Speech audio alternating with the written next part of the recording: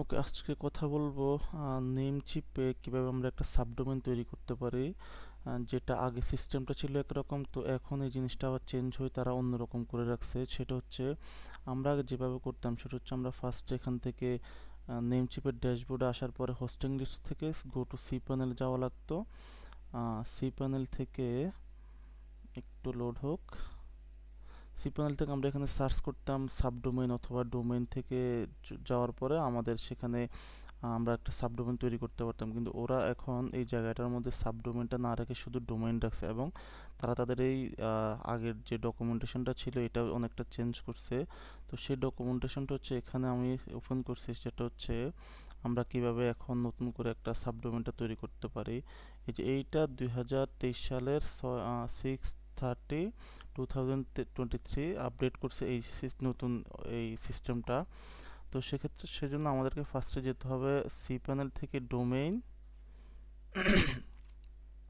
Domain অপশনে যাব। Domain option থেকে তারা কি বলছে এখানে ডোমেইন, ডোমেইন থেকে ডোমেইনের পর আমাদেরকে ডোমেইনের সাবডোমেইনের যে নামটা হবে সাথে ডোমেইনের নামটা লিখে দিতে হবে।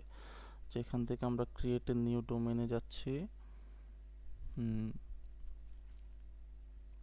সেখান থেকে আমি যদি এখানে একটা নতুন একটা সাবডোমেইন তৈরি করতে চাই, সেটা যেমন আমি যদি নিউ লিখে ধরি, নিউ ডট রুবানাজ ডট কম। রুবানাজ ডট কমটা হচ্ছে আমার মেইন ডোমেইন, এবং আমি এখন এটার নিউ নামের একটা সাবডোমেইন তৈরি করতে যাচ্ছি। সেটা হচ্ছে আমার এই যে এখানে যে রুটটা চলে আসছে নিউ ডট রুবানাজ ডট কম।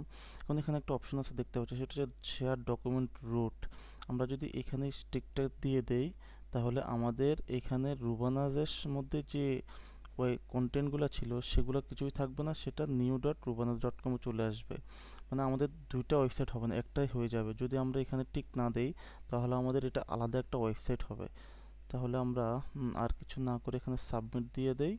ব্যাস, এটাই হচ্ছে আমাদের নিউ একটা সাবডোমেইন।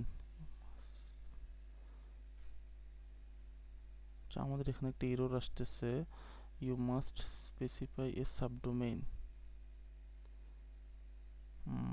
নিয়ে এটা create domain রুবানাজ।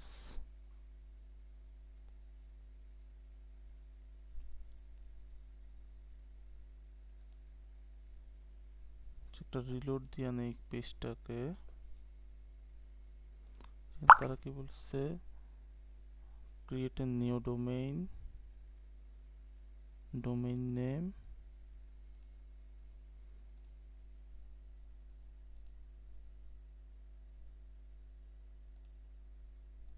New one,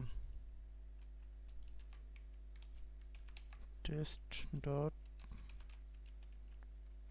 রুবানাস dot com. Test dot রুবানাস ডট কম। ওকে, আর কিছু করা লাগবে না, আমরা এখন এখানে সাবমিট দেই। এই যে it take a moment to create a new domain, this requires an account with a large number of domains.